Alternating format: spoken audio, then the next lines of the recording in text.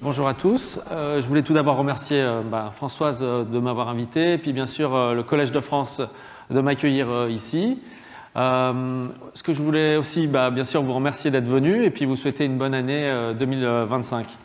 Donc ce que je voudrais voir avec vous, c'est la nature de l'énergie noire, mais via la perspective des simulations cosmologiques. Dans un premier temps, je vais essayer de vous convaincre de la nécessité d'utiliser les simulations numériques pour comprendre la nature de l'énergie noire.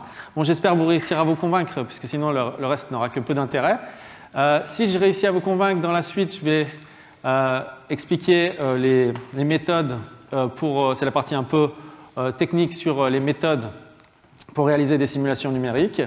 Ensuite, après, on verra les empreintes, on verra des résultats issus des simulations numériques, donc les empreintes de l'énergie noire sur la formation des grandes structures et les empreintes de quelques théories alternatives de la gravité sur la formation des grandes structures, et on finira par une ouverture.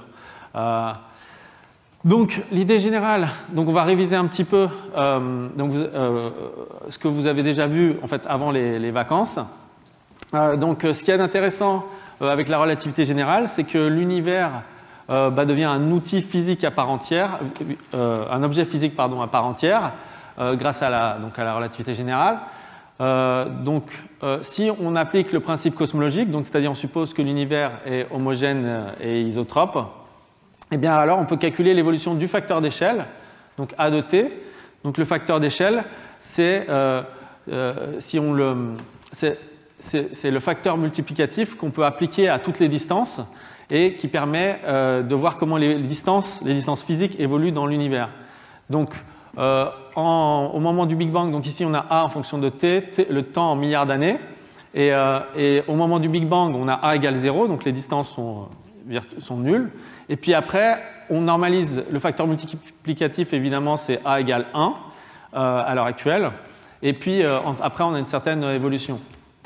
Donc maintenant, cette évolution, elle va dépendre à la fois des paramètres de la composition de l'univers, donc la quantité de matière et la quantité d'énergie qu'on a à l'heure actuelle. Et donc ces quantités, elles sont normalisées par la densité critique, qui est la densité pour avoir un univers plat. Donc c'est-à-dire que les rayons vont en ligne droite. Donc cette évolution, elle va aussi dépendre d'autre chose, elle va dépendre de l'équation d'état. Donc pour rappel, l'équation d'état qui vient d'être décrite, donc c'est P sur ρ C2, donc c'est-à-dire c'est le rapport entre la pression et la densité d'énergie de masse. Donc évidemment, comme on a de la matière qui est de la matière non relativiste, les mouvements sont faibles par rapport à la densité d'énergie de masse, l'énergie cinétique, donc on va avoir W égale 0. Donc l'énergie cinétique est négligeable. Donc ensuite, si jamais on a le cas de l'énergie noire, on a W qui est égal à essentiellement moins 1. Donc c'est-à-dire qu'on a une pression négative. Donc maintenant, on peut voir les différentes configurations. Donc dans le cas où on a oméga m égale 3, oméga m égale 3, donc dans ce cas-là, on va avoir, c'est exactement comme vous prenez une pomme et que vous la lancez en l'air, et bien après elle va retomber. Donc là, la même chose, l'univers va avoir une expansion, puis après il va y avoir un big crunch. Donc ensuite, si jamais vous lancez avec oméga m égale 1, ça veut dire que vous lancez exactement à la vitesse de libération. Donc à la vitesse de libération, ça va ralentir pour tendre essentiellement vers une constante, mais on ne va jamais retomber. Ensuite, le cas oméga m égale 0,3, donc c'est le cas où en fait on lance plus vite que la vitesse de libération, donc c'est-à-dire là en l'occurrence on va avoir un univers qui va s'étendre à l'infini. Donc on va avoir essentiellement, ici on avait un big crunch, ici on a un big chill, c'est-à-dire tout va se refroidir pour tendre vers le zéro absolu. Et ensuite, après, le cas où on ajoute de l'énergie noire, c'est le cas ici, on a une expansion accélérée. Et donc là, l'expansion accélérée, on va aussi avoir un big chill. Et de manière étrange, en fait, l'univers qui est favorisé pour le moment pour les observations est autour de celui-là, c'est le modèle dit lambda CDM. Donc maintenant, ce qu'on peut faire, c'est on peut changer Donc on peut changer l'équation d'état, puisqu'on ne connaît pas, si on suppose qu'on ne connaît pas la nature de l'énergie noire, ben on peut changer l'équation d'état. Donc si on prend W égale 0 égale moins 0,8, un peu moins négatif que moins 1, on aura une phase d'accélération mais un petit peu moindre. Et si on a W 0 plus négatif que moins 1, on va avoir une accélération plus importante. Et donc là, on va avoir le fameux big rip qui a été mentionné tout à l'heure. Donc tout ça, ce que ça veut dire, c'est qu'en fait, l'énergie noire, eh ben, c'est elle qui va comprendre la nature de l'énergie noire, c'est ce qui va nous permettre de comprendre le futur de l'univers. Parce qu'on va avoir différents futurs en fonction de la nature de l'énergie noire. Mais malheureusement, on n'a pas accès, évidemment, au futur de l'univers. On n'a accès qu'au passé, qui est ici. Et donc, comme vous voyez ici, si on considère différents modèles, bien qu'ils soient très différents ici, différentes équations d'état conduisent à des facteurs d'échelle qui sont relativement similaires ici. Et donc, pour contraindre ça, on va utiliser essentiellement les distances au niveau homogène. Donc, la relation entre la distance et le redshift. Donc, la distance luminosité ici, ici la distance angulaire, et là aussi la distance angulaire pour les oscillations acoustiques baryoniques et pour le fond diffus cosmologique.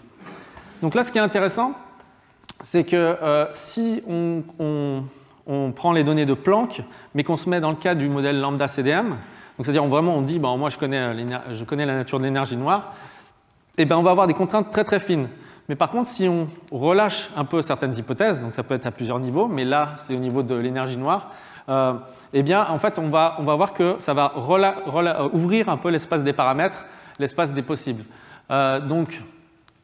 Généralement, comme expliqué tout à l'heure, on utilise quand on ne sait pas la nature de l'énergie noire, de manière simple, on va utiliser simplement une équation d'état du type CPL. C'est juste simplement une loi affine avec une équation d'état qui est W0 en maintenant et WA au moment du Big Bang, donc c'est-à-dire une loi affine entre les deux qui dépend simplement de A.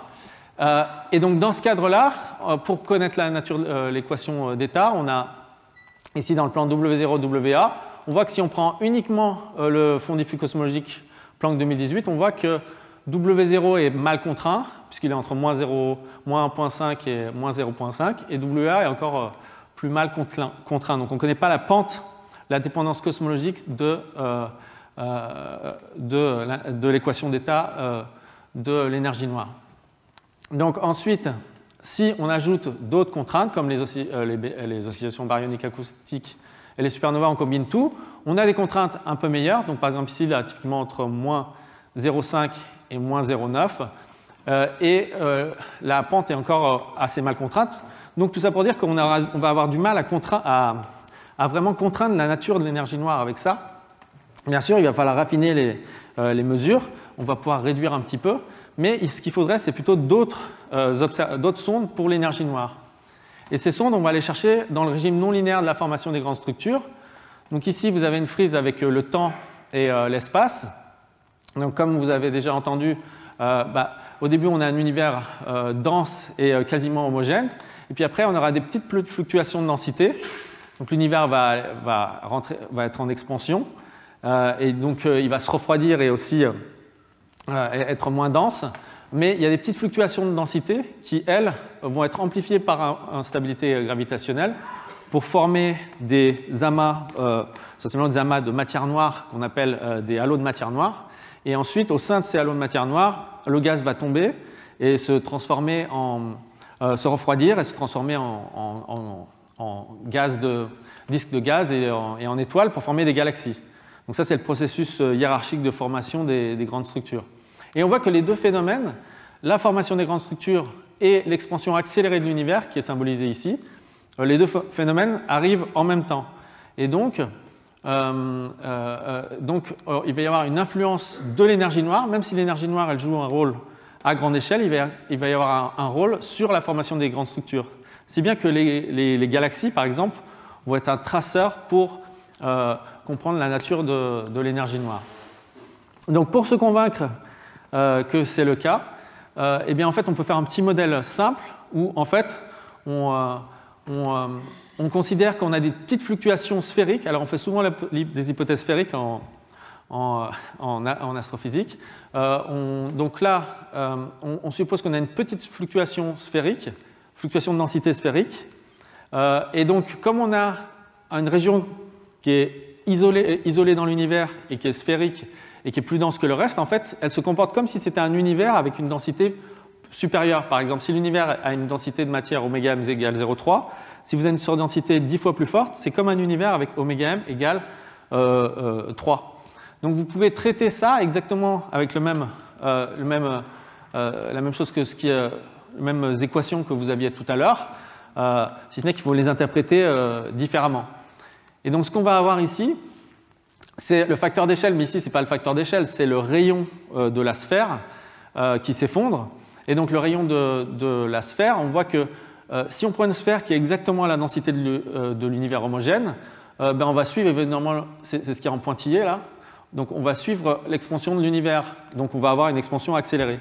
Mais si on prend une sphère qui est beaucoup plus dense que l'univers homogène, ben la gravité va l'emporter et ça va s'effondrer plus ou moins vite selon si la densité est plus ou moins forte. Et donc là on voit ici une surdensité par exemple qui s'effondre juste maintenant, donc qui va former un amas par exemple ou une galaxie juste maintenant. Et donc maintenant, ce qui est intéressant, c'est que l'énergie noire, elle va jouer, si on peut faire le calcul, toujours à symétrie sphérique, et l'énergie noire, bah, la quantité d'énergie noire et même là la nature de l'énergie noire va jouer sur l'instant d'effondrement. Donc les structures vont se former plus ou moins tôt en fonction de la quantité d'énergie noire et en fonction de la nature de l'énergie noire. Et donc, ça c'est assez prometteur puisqu'on peut utiliser non plus seulement la relation entre la distance et le redshift, mais on peut utiliser la croissance des structures comme une sonde de l'énergie noire. Et donc, là, ça, c'est pas des résultats, c'est des prospectives, des prédictions, une estimation de quelles vont être les contraintes du satellite Euclide qui va observer donc des milliards avec 5 milliards de galaxies. Et donc en observant la distribution des galaxies et le lentillage gravitationnel, on va obtenir des contraintes de ce type en violet. Et donc là, vous voyez que on devrait obtenir des contraintes de l'ordre de 10% à la fois sur W0 et aussi plus ou moins 0,4 sur WA. Donc c'est-à-dire on va beaucoup mieux contraindre et sans compter qu'on peut aussi combiner aussi avec d'autres observables. Donc on devrait pouvoir contraindre mieux la nature de l'énergie noire. Donc là on pourrait se dire bah, c'est fini, j'ai pu arrêter ma présentation et tout va bien, mais, et il y a un mais, il y a toujours des subtilités. Donc le premier aspect que je voulais souligner, c'est que bah, il y a plein de théories possibles pour la nature de l'énergie noire. Donc il y en a eu plein qui ont été déjà décrites dans la présentation précédente. Alors moi je les ai classées, mais c'est toujours un peu arbitraire la manière de les classifier. Simplement du plus simple au plus compliqué. Donc la constante cosmologique lambda, après soit un fluide d'énergie noire, ici la gravité modifiée, et donc là pour la gravité modifiée, il peut être utile de rappeler le théorème de Lovelock qui permet une classification, mais on peut utiliser d'autres classifications. Donc le théorème de Lovelock nous dit que la théorie de la relativité générale est une théorie bien particulière puisque c'est la seule théorie locale en dimension 4 avec des dérivés d'ordre 2 et avec uniquement la métrique pour propager la gravité. Et donc, si on veut classifier ou si on veut aller au-delà de la relativité générale, il va falloir briser une de ces hypothèses. Ça peut être de manière totalement indirecte, mais à la fin, ça va revenir essentiellement, probablement, à briser une de ces hypothèses. Donc, soit des théories non locales, soit des théories avec des dimensions supérieures à 4 qui ont été évoquées, soit des théories avec des dérivés d'ordre supérieur à 2, soit des théories avec d'autres degrés de liberté, donc soit scalaire, donc théorie tenseur scalaire, soit vecteur, soit un autre degré de liberté, une autre métrique, donc modèle bimétrique par exemple. Donc ça c'est juste une façon utile, une façon parmi tant d'autres de classifier les théories.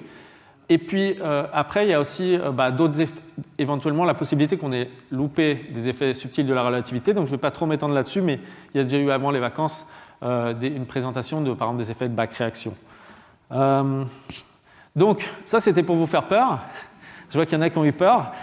Ça a marché.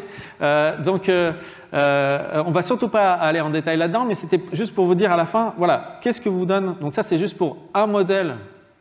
Comment dire, on est dans ce cas-là. Donc, ouais, l'intérêt des théories de tenseurs scalaires, c'est qu'en fait, il existe des ponts parfois entre les différentes théories, et souvent, dans un certain nombre de cas, on peut réécrire certaines des théories comme, en première approximation au moins, des théories tenseurs scalaires.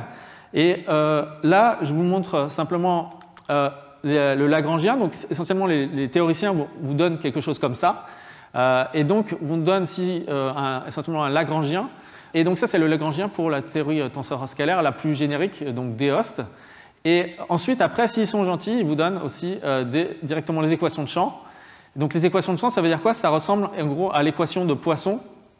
Donc l'équation de Poisson, c'était Laplacien de phi égale 4 pi g rho, donc là c'est relié à rho, plus d'autres termes avec, ici, vous avez pi, c'est un champ scalaire.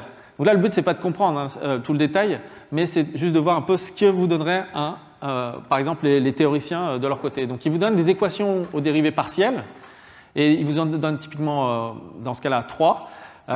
Et donc les dérivées partielles sur l'équation de Poisson, une équation sur psi, du type Laplacien de psi. Donc Laplacien de psi, ça c'est parce que psi, c'est le potentiel qui contrôle le mouvement des particules relativistes, en conjonction avec phi, les deux. Et ensuite, une équation surtout sur pi. Pi, c'est quoi? C'est le champ scalaire qui est justement ce qui représente votre théorie de votre champ scalaire pour la gravité modifiée. Donc ça peut être une équation qui peut être compliquée. Et donc là-dedans, ce qu'on ne connaît pas, c'est tous les coefficients. Donc C1, C2, etc. Et donc c'est ça, par exemple, qu'il faudrait déterminer. Donc certaines valeurs de ces coefficients correspondent à la relativité générale, d'autres à d'autres théories, etc., etc. Et donc ça, c'est ce qu'on a d'un côté par les théoriciens, et de l'autre côté, ça, c'est ce qu'on a par les observateurs. Donc, du point de vue des observations, par exemple, ça, c'est une image de l'amas de Persée vue par Euclide. Donc, ça, c'est une image, c'est un champ de 1 degré carré, typiquement. Et donc, après, Euclide va observer, donc là-dedans, il y a des dizaines de milliers de galaxies. Bon, il y a un amas de galaxies devant qui est joli. C'est pour ça que j'ai mis cette image. Mais je veux dire, après, même derrière, il y en a plein de galaxies, des dizaines de milliers de galaxies. Et ensuite, Euclide va en observer des dizaines de milliers 15 000 degrés carrés va observer Euclide, et à la fin, il y aura 1,5 milliard de galaxies qui seront observées. Donc à la fin, les observateurs nous donnent plein de pixels, si vous voulez, plein de cartes. Voilà. Et donc maintenant, la question qui est pour vous, exercice, à partir de cette image, voilà, il faut essayer de trouver quelles sont, parmi les équations que je vous ai données tout à l'heure, quelle est la valeur des coefficients, quoi. Donc là, d'un côté, on a plein d'équations par des théoriciens, et de l'autre côté, on a plein d'images.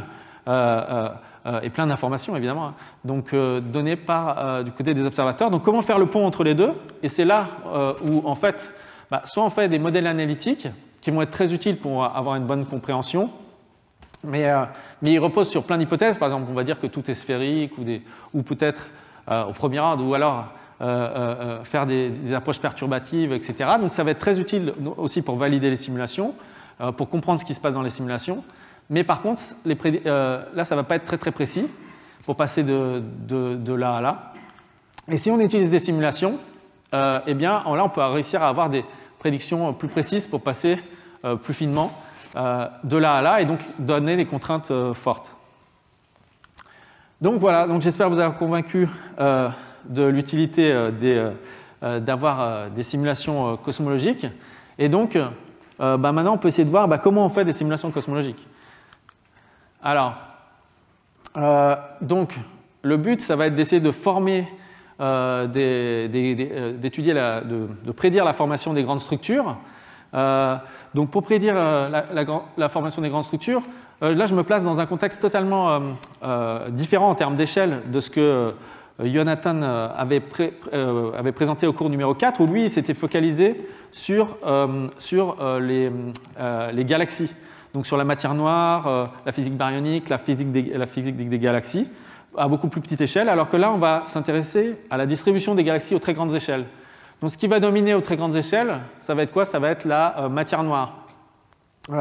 Donc la matière noire va essentiellement dominer, et le gaz, on va supposer, que, en première approximation, on peut supposer que le gaz suit à grande échelle la même dynamique que la matière noire, sans compter qu'en plus il est en quantité relativement faible. Et bien sûr, ça, il faudra le corriger si on va aux petites échelles, mais là on va se corriger aux échelles galactiques, mais là on va se concentrer sur les très grandes échelles. Donc ensuite, l'interaction qui domine, évidemment, ça va être la gravité, et puis, mais donc en champ faible. Donc pourquoi en champ faible? Parce que donc là, si vous avez des trous noirs, au maximum vous avez des trous noirs supermassifs, mais le rayon de Schwarzschild d'un trou noir supermassif est bien plus petit qu'une galaxie. Et donc nous, là, ce qu'on veut, c'est étudier vraiment la distribution des galaxies aux échelles cosmologiques. Donc ensuite, aussi l'autre hypothèse, c'est que les particules sont non relativistes. Les galaxies, elles ne vont pas à la vitesse de la lumière. Donc là, on peut essentiellement appliquer le principe fondamental de la dynamique. Donc ce qu'on fait, c'est qu'en fait, on fait le calcul dans le cadre de la relativité générale. Et puis ensuite, après, on se met dans la limite en champ faible et avec des particules non relativistes. Et on trouve essentiellement le principe fondamental de la dynamique et la loi universelle de la gravitation. Mais le tout dans un univers en expansion.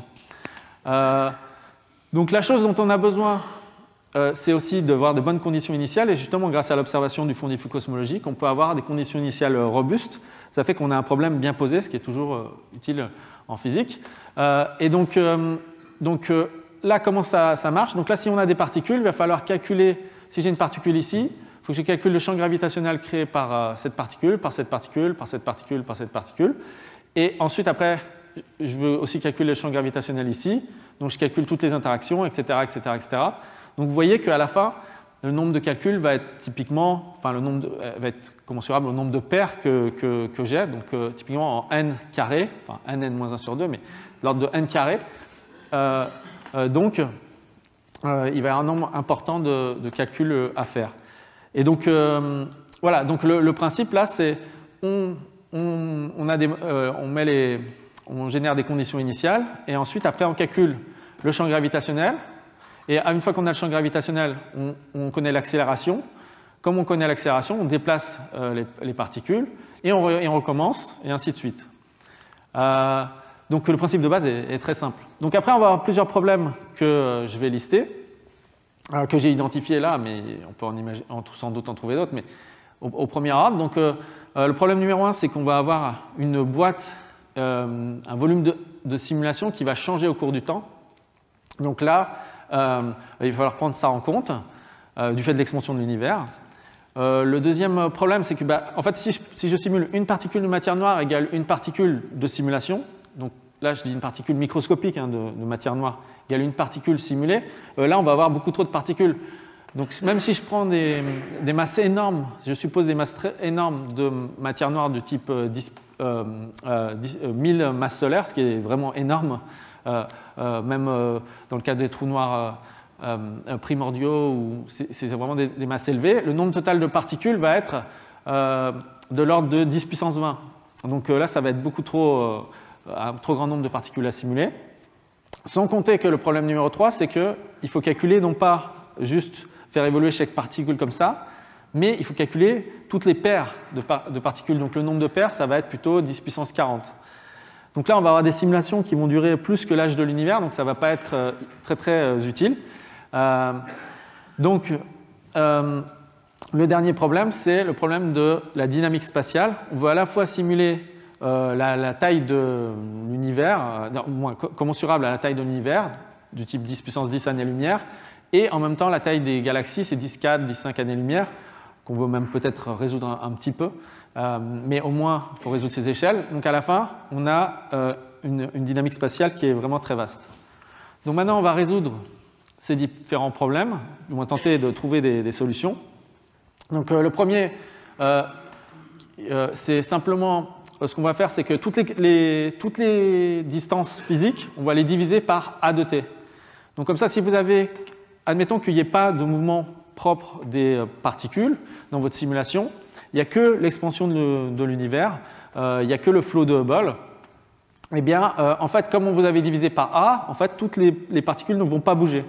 Donc, en fait, ce que ça permet, c'est de découpler d'un côté l'expansion de l'univers qu'on connaît déjà à l'avance, le A de t, et de l'autre côté, des perturbations par rapport à l'univers homogène. Et donc, ces perturbations, alors, comment on peut les découpler l'une de l'autre, et donc on utilise ces coordonnées s'appellent des coordonnées dites comobiles. Donc c'est parce qu'elles suivent le fluide, elles suivent le flot de Hubble. Donc ça c'est le premier aspect pour essayer de découpler l'aspect expansion globale de l'univers qui est vraiment trivial de l'aspect des mouvements des galaxies, par exemple des mouvements propres des galaxies ou des particules dans la simulation.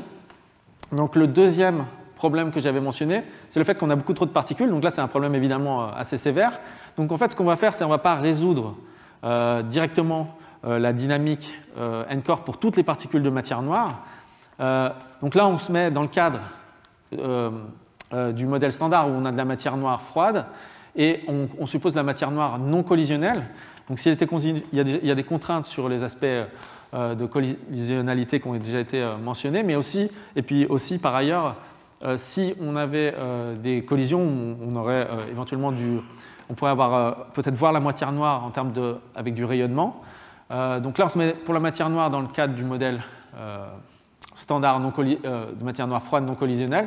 Et donc, dans ce cadre-là, on peut utiliser le théorème de Liouville qui nous dit que si on se place dans l'espace des phases, donc c'est-à-dire l'espace des positions et des vitesses, on peut considérer un morceau, découper l'espace des phases en morceaux. Donc chaque morceau contient une collection de particules microscopiques.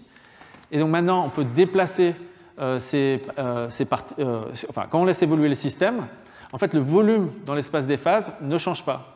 Ce que ça veut dire, c'est que la densité dans l'espace des phases, ce qui s'appelle, c'est aussi la fonction de distribution, f, que vous avez peut-être vu en physique statistique par exemple, eh bien, donc cette fonction est constante le long des trajectoires du système. Donc on peut considérer que ce morceau-là, on va l'appeler une particule. Mais c'est une particule au sens numérique du terme, ça correspond à une collection de petites particules microscopiques. Et donc c'est vraiment comme ce qu'on fait en physique statistique ou en hydrodynamique, où on va moyenner sur, là on moyenne en l'occurrence sur l'espace des phases. Donc une fois qu'on a ces gros nuages de particules, il faut connaître le potentiel. Et donc le potentiel, on peut résoudre simplement l'équation de Poisson, mais en regardant non pas la densité elle-même, mais la fluctuation de densité par rapport, l'écart à la densité par rapport à la densité moyenne. Donc ça, c'est pour la matière noire. Et si on voulait traiter les baryons, on aurait pu faire la même chose, puisque ces équations, en fait, c'était les équations de Boltzmann sans collision, plus les équations de Poisson, c'est les équations de Vlasov-Poisson. Et si on prenait en compte les collisions, et on tenait en compte le fait que la fonction de distribution tend vers une gaussienne du fait des collisions, on pourrait traiter aussi l'aspect hydrodynamique. Mais là, pour le moment, on va se concentrer surtout sur la matière noire. Donc comment on traite ça après? On va simplement utiliser le principe fondamental de la dynamique. Et ce que ça va changer, c'est qu'on traite des nuages de particules. Donc maintenant, ce que je vais appeler dans le futur particules, dans la suite de la présentation particules, ça représente en fait un nuage de particules microscopiques. Et ce que ça change, à grande distance, ça ne change pas grand-chose, puisque à grande distance, on peut juste considérer simplement le centre de masse de ces particules. Mais par contre, quand elles se croisent, en fait, il ne va pas y avoir de discontinuité, puisque si vous avez des particules ponctuelles, par exemple, ou même de planètes ou deux étoiles qui passent très très proches l'une de l'autre, on a ce qui s'appelle une collision à deux corps. Et comme la force elle est en 1 sur R2, le champ gravitationnel est en 1 sur R2, et bien en fait après vous allez avoir un mouvement comme une rampe gravitationnelle et un mouvement très très rapide. Par contre là, en fait nuage contient plein de petites particules, et c'est comme quand vous avez une collision entre deux galaxies, les étoiles elles-mêmes individuelles, elles se croisent, mais elles ne se rencontrent pas. Donc finalement, ce que ça va faire, c'est que ça va faire essentiellement saturer, quand les nuages se croisent, ça va faire saturer la force gravitationnelle, le champ gravitationnel. Donc le plus dur qui va nous rester ici, ça va être essentiellement de calculer la force. Et donc ça, il existe différentes techniques. Une méthode de type arbre, où on essaye de regrouper là encore les particules, mais là les particules au sens numérique du terme, elles-mêmes par paquets, pour pouvoir, parce que si les particules, par exemple, si les particules sont, si on veut calculer l'interaction entre une particule et un groupe de particules, si le groupe de particules est très proche, on a besoin de connaître la position individuelle de toutes les petites particules. Mais s'il est très très loin, on n'a pas besoin de connaître en détail la forme du nuage, on peut se ramener simplement à son centre de masse. Et donc en organisant les particules sous forme d'arbres, eh bien, on peut accélérer le calcul et, quand quand les particules sont loin les unes des autres. Donc moi je vais plutôt m'attarder sur cette méthode parce qu'elle va être utilisée dans la suite. Donc là, l'idée, c'est comment on va faire pour résoudre l'équation. Eh bien, ce qu'on va faire, c'est simplement, on va distribuer, on a les particules. Ici, vous voyez, vous avez des particules. On va introduire la notion de grille. Donc c'est une méthode dite particule-maille, où on introduit une mèche en anglais, donc une grille. Et donc maintenant, pour chaque particule, on va déposer la masse dans la grille, et on va calculer la densité. Donc simplement, vous comptez le nombre de particules. Ici, il y a 2, 0. On peut faire des méthodes plus avancées, mais c'est l'idée. Une fois que vous avez une carte de densité, vous pouvez résoudre l'équation de Poisson. Donc il y a deux approches, soit la méthode transformée de Fourier, que vous connaissez peut-être, par exemple dans le traitement du signal, c'est très utilisé, ou alors des méthodes itératives, donc des méthodes dites de relaxation, qui consistent essentiellement à remplacer la solution de l'équation de Poisson par la recherche d'une solution de l'équation de diffusion, mais de la recherche stationnaire de l'équation de diffusion. Donc, en gros, on fait diffuser le potentiel jusqu'à ce que ça stabilise, et quand ça stabilise, on aura la solution à l'équation de Poisson. Une fois qu'on a le potentiel, on peut calculer son gradient, et donc après, on peut calculer l'accélération. Donc le dernier problème, et après, on pourra enfin passer aux applications. Donc c'est l'aspect dynamique spatiale, puisqu'on veut à la fois avoir des très grandes échelles de l'univers, des échelles cosmiques, mais en même temps l'échelle des galaxies. Donc ici, par exemple, c'est la carte de densité de matière noire pour deux galaxies qui sont en train de collisionner, mais on voit que la densité de matière noire. Et donc vous voyez ici que ce qu'on va faire, c'est qu'on va augmenter la résolution de la grille là où il y a plus de particules de matière noire. Donc là, vous voyez, on a plus de... Ça permet, comme là, les mouvements sont plus rapides et que souvent ce qui nous intéresse, c'est quand même dans les zones les plus denses, eh bien ici, on va faire des grilles de plus en plus raffinées. Et par exemple, on va multiplier le nombre de grilles par 8 à chaque fois qu'on a, par exemple, 8 particules dans une cellule. On divise en 8. Donc comme ça, à la fin, le nombre de particules dans chaque cellule est toujours à peu près le même. Donc ça, c'est l'aspect adaptatif. Et puis après, l'autre aspect pour réussir à vraiment simuler des grands volumes, c'est l'aspect calcul intensif. Et donc là, ce qu'on va faire, c'est on va paralléliser le code, avoir des codes massivement parallèles. Et donc, on va répartir la charge de travail sur plein de cœurs de calcul.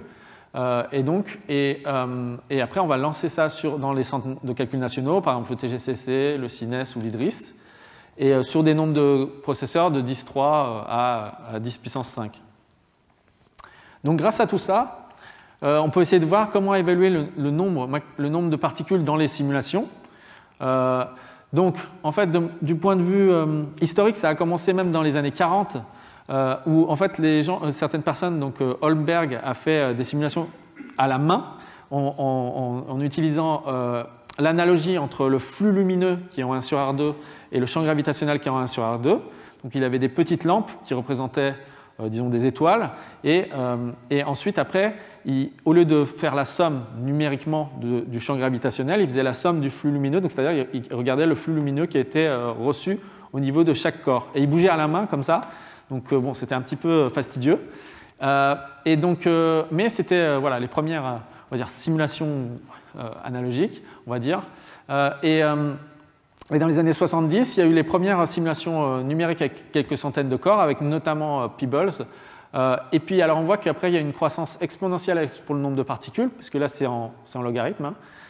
Et donc, on est passé de quelques centaines jusqu'à maintenant 10, 12 à 10, 13 particules.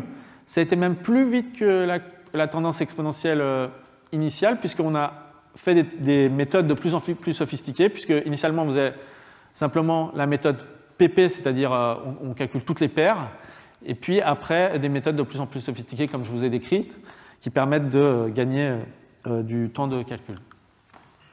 Donc grâce à tout ça, on peut simuler la formation des grandes structures. Donc là, on voit la formation d'un amas de galaxies, et on voit la carte de densité de matière noire, et on tourne autour, hein, c'est pas, la structure ne tourne pas, mais c'est nous qui tournons autour pour voir un peu l'aspect filamentaire. Donc vous voyez un peu tous les filaments, et vous voyez à l'intersection des filaments, il y a la matière noire qui tombe, et qui tombe dans les halos pour former des halos de matière noire, c'est ces groupes de particules de matière noire. Et on voit qu'on va des petites structures jusqu'aux grandes structures. Donc c'est la formation hiérarchique, c'est pour ça qu'on parle de scénario hiérarchique de formation des grandes structures. Et donc là, chaque nuage blanc ici, c'est là-dedans, ici il y en a, ça serait une galaxie, puisque tout ça c'est un amas de galaxies en fait. Donc tout ça, là-dedans il y a le gaz qui va tomber, puis former des disques et se transformer en étoiles. Donc ça c'était pour la cosmologie lambda CDM.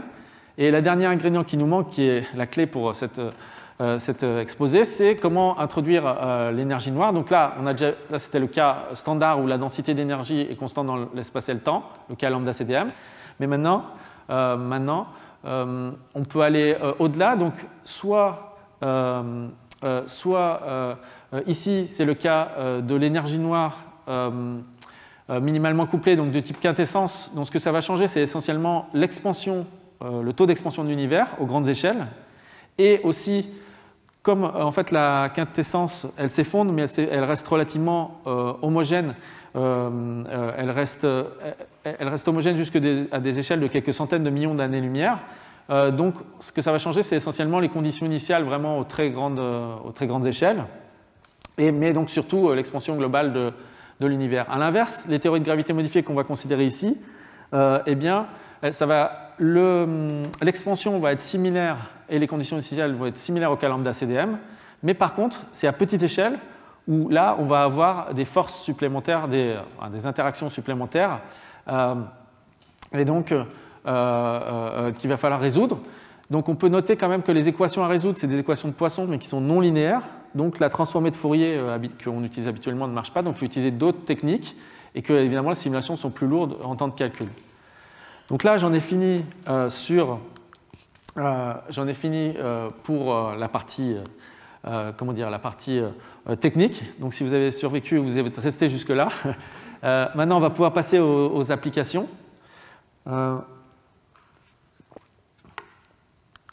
Donc, on va regarder maintenant des applications. Donc, on va regarder ici l'énergie noire. Et on va essayer de voir l'impact de l'énergie noire sur la formation des grandes structures grâce aux simulations que j'ai décrites précédemment. Donc, dans un premier temps, ce qu'il faut faire, comme les simulations sont très lourdes en temps de calcul, on va sélectionner des modèles cosmologiques qui sont intéressants. Donc, en fait, on va présélectionner grâce, par exemple, au fond diffus cosmologique et au diagramme de Hubble des supernovae. On peut présélectionner et en gros, il va falloir prendre des modèles qui sont dans ces ellipses-là, par exemple. Donc ici, c'est la densité de matière, et ici, c'est l'équation d'état. Et ici, on a considéré 4 modèles. Donc le modèle lambda CDM avec W qui vaut -1. Après, un modèle Ratra-Peebles. Donc ça, c'est un modèle de quintessence avec un potentiel dont la forme s'appelle Ratra-Peebles. Et donc là, l'équation d'état est très largement supérieure à -1, comme vous pouvez voir. Après, SU, c'est un intermédiaire. Donc, c'est en fait avec un potentiel Shougra. C'est inspiré par des corrections de supergravité. Donc là, l'équation d'état va être un peu intermédiaire. Et donc, attention, l'équation d'état, là, elle évolue au cours du temps. Hein. Voilà. Donc, ensuite, après, on voulait aussi couvrir l'autre côté, donc c'est-à-dire couvrir de manière un peu agnostique tous les cas. Donc, sauf que, évidemment, un modèle de quintessence, ça ne peut pas aller en dessous de W égale -1, comme ça a été discuté auparavant. Et donc ici, on a juste mis de manière effective une constante une équation d'état constante W égale -1,2. Donc, une fois qu'on a ces différents modèles, on peut voir du point de vue linéaire, pour le moment, c'est toujours pas la simulation, mais pour voir un petit peu, pour pouvoir comprendre ce qui va se passer après dans la simulation. Donc, on fait un calcul linéaire et on regarde comment les fluctuations de densité croissent de manière à très grande échelle, donc de manière linéaire. Donc là, s'il n'y avait pas d'énergie noire, on aurait une croissance proportionnellement au facteur d'échelle. Donc les fluctuations, l'écart type des fluctuations dans des sphères de 8 mégaparsecs sur H, en fait croîtrait proportionnellement au facteur d'échelle A. Si maintenant on met de l'énergie noire, qu'est-ce qui se passe? Ça va saturer la croissance, vous voyez. Ici, il y a une inflexion ici. Donc ça, c'est le cas lambda CDM. Et si maintenant W est moins négatif, donc par exemple dans le cas de Shougra ou Ratrapables, on voit que l'effet commence plus tôt. Et donc comme après, il se cumule, à la fin, on va avoir un effet cumulé qui va être plus important.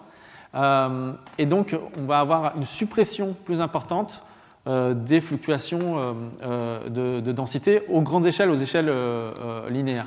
Et le cas de W égale -1,2, je ne l'ai pas dessiné, mais ce serait un peu au-dessus.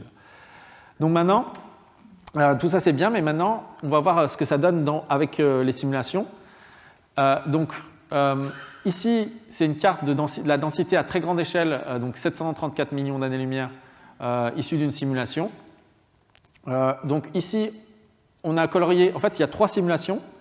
Donc il y a la cosmologie lambda CDM, la cosmologie, le modèle d'énergie noire Shougra et Ratrapables. Et ici, c'est la densité de matière noire qui est montrée ici. Donc après, si vous faites du rouge, plus du vert, plus du bleu, ça va faire des images en noir et blanc, si tous les 3 quantités sont équilibrées. Et c'est le cas à grande échelle, on a quelque chose de quasiment noir et blanc. Si on regarde un peu le détail, ce n'est pas tout à fait noir et blanc, ce qui est normal, puisque juste avant, on avait vu qu'il y avait des différences. On voyait qu'il y avait une différence de 10% voilà, entre les différents modèles. Mais par contre, ce qui va être intéressant, c'est que si on zoome aux plus petites échelles, on voit que finalement les différences sont amplifiées, et sont amplifiées dans le régime non linéaire de la formation des grandes structures. Et donc ça veut dire qu'on s'attend à trouver des signatures de la nature de l'énergie noire à toutes les échelles, même à des échelles petites. Alors tout ça c'est très joli et c'est bien de le voir visuellement, mais ce qu'on veut maintenant c'est quantifier ça de manière statistique. Donc on va utiliser l'outil, un des outils fétiches en astrophysique qui est le spectre de puissance. Donc vous avez déjà vu plein de spectres de puissance du fond diffus cosmologique, notamment des fluctuations de température du fond diffus cosmologique. Et ici, on va regarder le spectre de puissance de la densité de matière. Donc si jamais on mettait des particules distribuées de manière complètement aléatoire, eh bien on aura un spectre de puissance un peu plat, un peu triste comme ça, il ne se passe rien. Mais là, ça c'est une carte de densité de matière noire issue d'une simulation. Donc vous voyez au contraire qu'il y a des valeurs qui sont non nulles et qui fluctuent. Donc le spectre de puissance donne la puissance à une échelle donnée et on note P en fonction de K. Et K, c'est l'inverse d'une échelle. Et donc là, les échelles, je les ai mises ici. Donc par exemple, là, c'est 10 puissance 7 années-lumière, 10 puissance 8, 10 puissance 9, 10 puissance 10 années-lumière. Et donc, on peut voir la puissance aux différentes échelles. Et donc, pourquoi on a un signal qui n'est pas plat comme ça? C'est grâce à la gravité, puisque ce que ça veut dire, c'est que si on a des fluctuations à un endroit donné, elles sont corrélées aux fluctuations qu'il y a à d'autres endroits. Et qu'est-ce qui corrèle les choses à grande échelle? Ça va être essentiellement la gravité.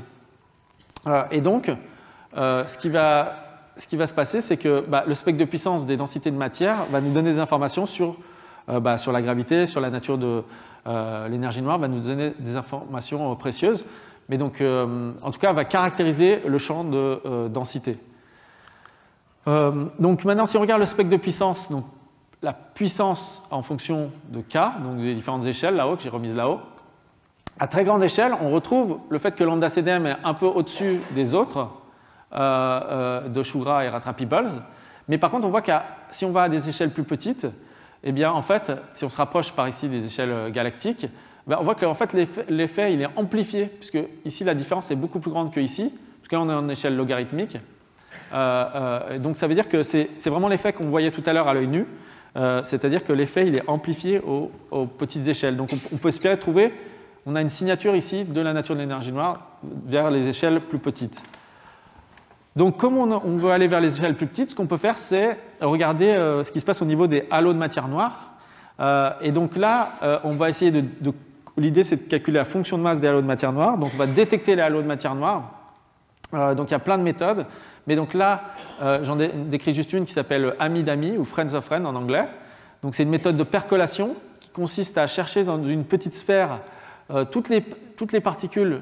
On prend une toute petite sphère et on cherche toutes les particules qui sont voisines d'une particule. Et puis après, toutes ces nouvelles particules qui sont voisines de la première particule, on cherche les voisins des voisins, puis les voisins des voisins, des voisins, des voisins, etc. Jusqu'à qu'au bout d'un moment, on va heurter le vide, il n'y aura plus de particules. Donc, tout ce groupe de particules, tous les voisins des voisins, on les appelle, donc, ou les amis d'amis, on appelle ça un groupe de particules de matière noire. Et donc ici, on a un groupe de particules de matière noire, on en a un autre, etc. Et après, on peut trier, on peut calculer la masse de ces groupes de matière noire, de ces halos de matière noire, donc. Et on peut calculer le nombre. Ici, par exemple, il y a 9 petits, il y en a 4 moyens, ceux-là, et puis un gros. Et donc, cet histogramme-là, qui donne le nombre par bin logarithmique de masse, et aussi par unité de volume, c'est ce qu'on appelle la fonction de masse des halos de matière noire. Et donc, maintenant, on peut essayer de voir, et on s'attend à avoir une signature, et donc pouvoir la prédire assez précisément grâce aux simulations. Donc ici, on a la fonction de masse, c'est-à-dire le nombre d'amas par bin logarithmique de masse et par unité de volume, en fonction de la masse. Et ici, vous voyez, ça c'est la masse des amas de galaxies, par exemple. Puis là, c'est la masse plutôt de masse type Voie lactée. Et donc ici, il y a lambda CDM, Shura et Ratra Peebles avec les couleurs. Et ça, c'est z égale 0, c'est maintenant. On va regarder ces courbes. Donc là, on voit qu'il y a beaucoup plus de petits halos que de gros halos.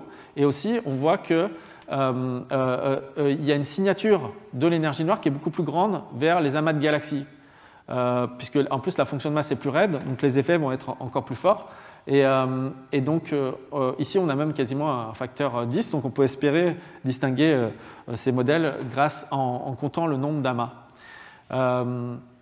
Donc on peut aller encore plus aux échelles plus non linéaires, et donc aux échelles plus petites. Donc on peut maintenant regarder le profil de densité dans un amas de galaxies.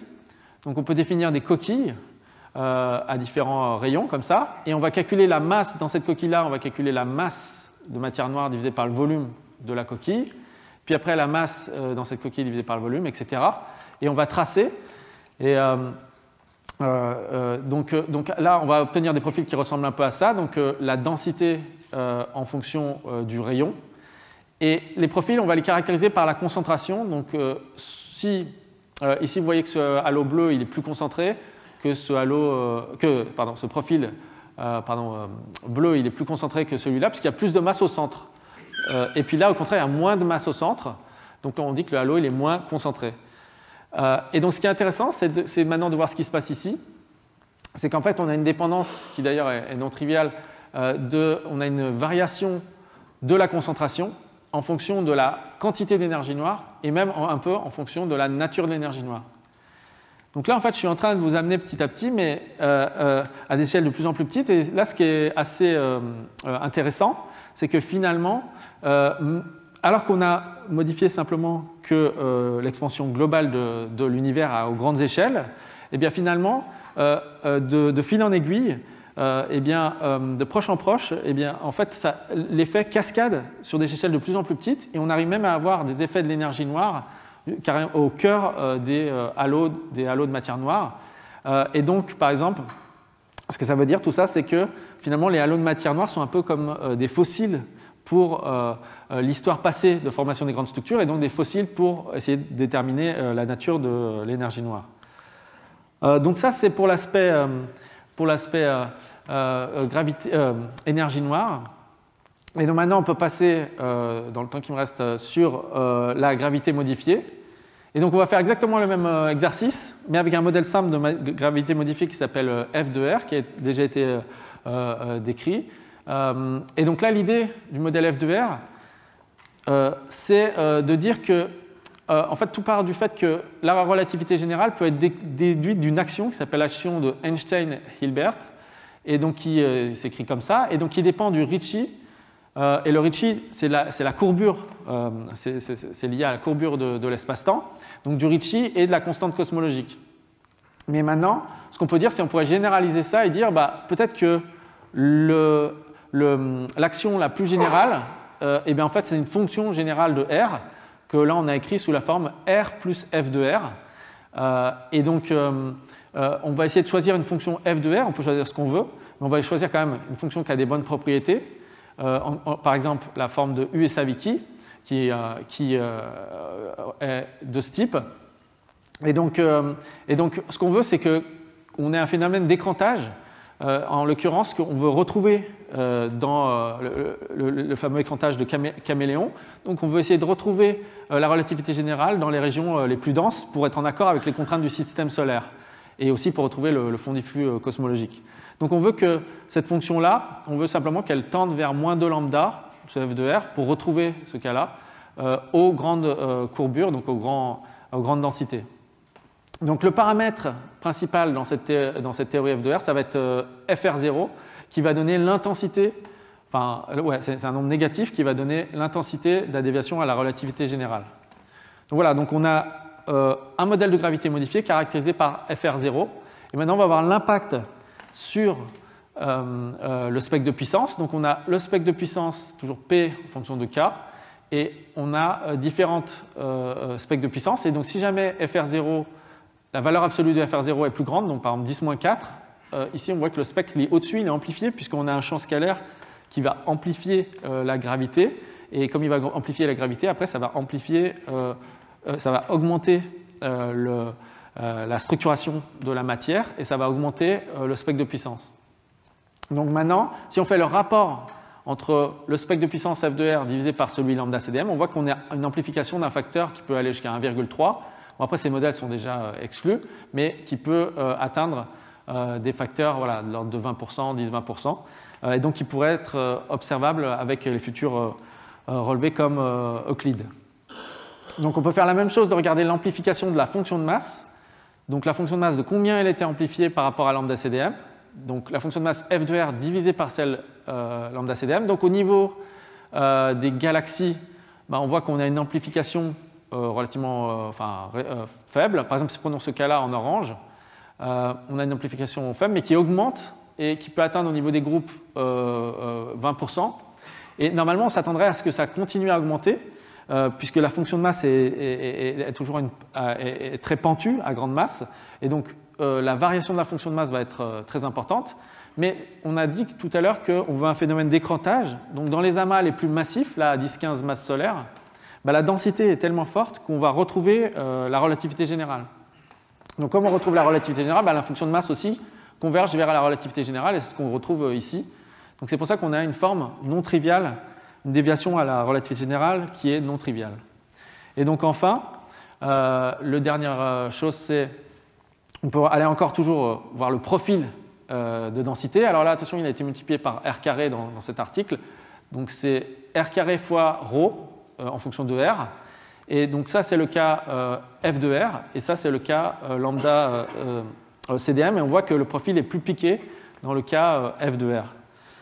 Donc maintenant, si on résume ce qu'on a vu, mais au moins sur tout du moins, le spectre de l'amplification, voilà, si on essaie de résumer un peu tout ce que j'ai dit, donc grâce aux simulations, on a considéré différents modèles de gravité modifiée et d'énergie noire. On a considéré l'amplification du spectre de puissance et ici en haut et de la fonction de masse.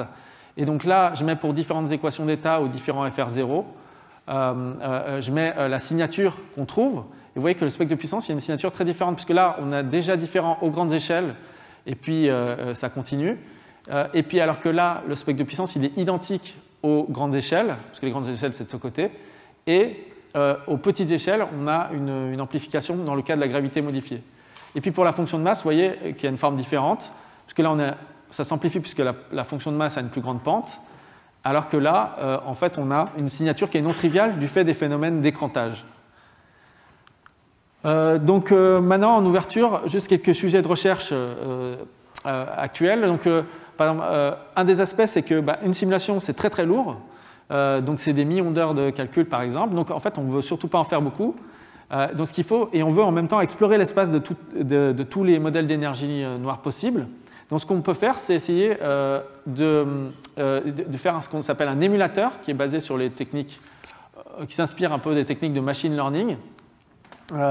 Et donc on va paver l'espace de paramètres, on va faire que quelques simulations, et entre ces simulations, on va interpoler. Alors attention, parce que là, nous, on a un espace à plein de dimensions, multidimensionnel. Il va falloir interpoler. Et en utilisant des méthodes avancées, on peut obtenir des précisions de quelques pourcents, quelques millisecondes. Donc ça, c'est assez prometteur. Le deuxième sujet que je voulais mentionner, c'est un peu une question philosophique qui est le lien entre l'univers réel et l'univers observé. Donc là, on va pas répondre du point de vue philosophique, puisqu'il me reste que quelques 2 minutes, mais on va utiliser plutôt l'aspect physique. Donc là, l'idée, c'est en fait de placer un observateur au centre de la simulation et de lancer des milliards de rayons entre toutes les sources possibles dans la simulation et l'observateur. Et donc comme ça, on va recréer vraiment l'univers tel qu'il est vraiment perçu par l'observateur, puisque les rayons sont défléchis par la gravité. C'est ce qui forme les lentilles gravitationnelles. Et donc avec ça, on va pouvoir réussir à mesurer de manière très très précise au sein des simulations tous les effets que les gens capturent habituellement, mais même d'autres effets qui sont parfois négligés. Donc ça, c'était le deuxième point. C'est un sujet de recherche pour aller plus loin, mais chacun nécessiterait une longue présentation. Et là, ça a déjà été discuté dans la présentation notamment de Jonathan de cours 4 sur les simulations avec toute la physique baryonique. Là, quand on va plonger vers les échelles galactiques, ça va jouer un rôle vraiment majeur. Donc, ce qui peut être intéressant, qui est peu étudié à l'heure actuelle, c'est de faire des simulations pour différents modèles de gravité modifiés et en même temps, ou différents modèles d'énergie noire, et en même temps avec toute la physique baryonique. Donc ça c'est un domaine très actif de recherche. Et enfin, bien sûr, pour faire le lien avec les présentations suivantes, bien sûr, il faudra faire le lien entre les différentes signatures qu'on a pu trouver pour l'énergie noire et pour la gravité modifiée, pour essayer de trouver ces signatures pour Euclide et pour les autres sondages relevés à venir. Donc en conclusion, en fait, on a pu voir qu'il y avait de nombreuses théories. Il y avait vraiment un nombre incroyable de théories pour expliquer la nature de l'énergie noire. Et de l'autre côté, on va être aussi noyé par une avalanche de données, par les observations. Et donc, d'où l'importance d'avoir un cadre interprétatif solide via les simulations cosmologiques. On a pu montrer qu'il y a des techniques avancées de simulation et qui permettent d'obtenir maintenant soit explorer un grand nombre de modèles, puisque les simulations sont rapides, soit simuler des grands nombres de particules pour avoir une grande gamme, une grande dynamique spatiale. Et on a pu voir qu'il y avait différentes signatures grâce aux simulations, mais on peut les mesurer de manière très précise. Donc signature, impact de l'énergie noire qui cascade des grandes échelles aux petites échelles, et la gravité modifiée qui a un impact plutôt sur les échelles intermédiaires et puis les petites échelles, mais qui a des signatures du fait des phénomènes d'écrantage, ça fait des signatures bien spécifiques. Et donc après, je vais plus vous montrer quelques ouvertures. Et bien sûr, je vous invite à suivre les autres conférences sur Euclide et autres perspectives la semaine prochaine. Donc merci.